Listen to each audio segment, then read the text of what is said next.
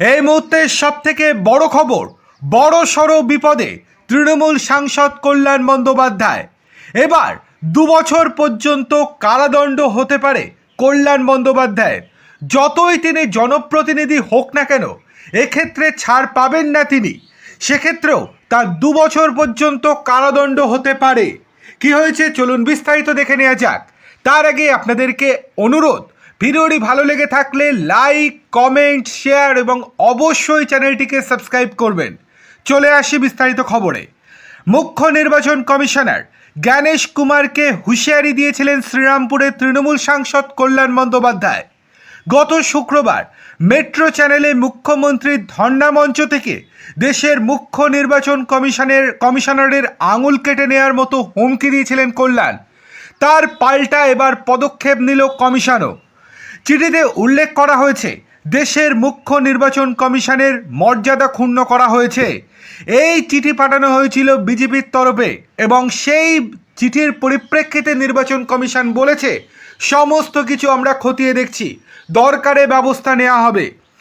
এই ঘটনাকে অত্যন্ত গুরুতর বলে উল্লেখ করা হয়েছে। একটি সাংবিধানিক প্রতিষ্ঠানের প্রধানকে এই ধরনের হুমকি দেওয়া হলে তা শুধু ব্যক্তিগত বিষয় নয়, বরং নির্বাচন কমিশনের মর্যাদাকেও ক্ষুণ্ণ করে। ঠিক কী বলেছিলেন কল্যাণ?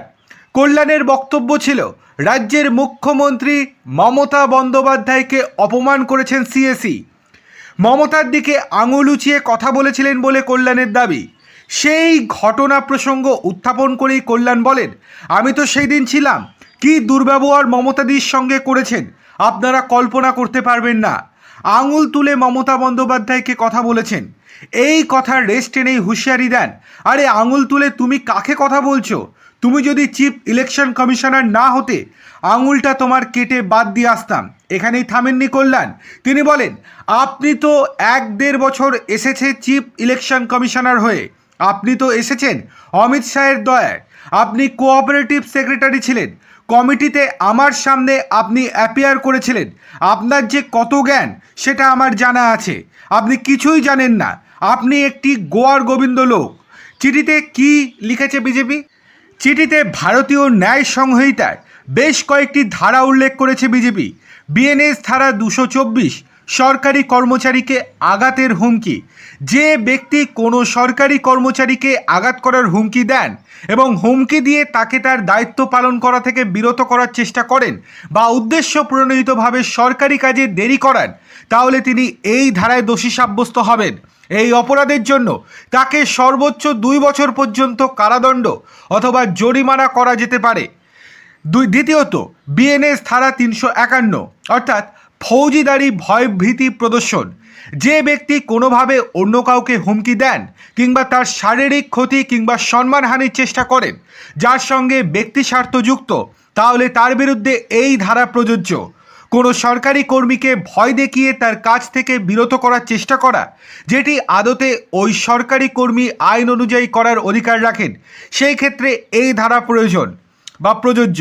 3 নম্বর, বিএনএস ধারা 221, অর্থাৎ সরকারি কর্মচারীর সরকারি কাজ সম্পাদনে বাধা দেওয়া। যে ব্যক্তি ইচ্ছাকৃতভাবে কোনো সরকারি কর্মচারীর সরকারি দায়িত্ব পালনে বাধা সৃষ্টি করে, তাহলে এই ধারায় তাকে দোষী সাব্যস্ত করা যেতে পারে। সেক্ষেত্রে সর্বোচ্চ 3 মাস পর্যন্ত কারাদণ্ড অথবা 2,500 টাকা পর্যন্ত জরিমানা হতে পারে। এই ধারাগুলোর কথা উল্লেখ করে কল্যাণ বন্দ্যোপাধ্যায়ের বিরুদ্ধে নির্বাচন কমিশনের কাছে চিঠি পাঠিয়েছে বিজেপি। এমনকি নির্বাচন কমিশনের তরফ থেকে বলা হয়েছে, সেই চিঠি তারা পেয়েছে, তারা পুরো বিষয়টি খুঁটিয়ে দেখছে। এর পরবর্তীতে তারা পদক্ষেপ নেবে বলে বিজেপিকে আশ্বস্ত করেছে কমিশন। দেখার বিষয় জল কত দূর গড়ায়। আপনাদের কি মনে হয়? অবশ্যই মূল্যবান মতামত আমাদেরকে কমেন্ট করে জানান।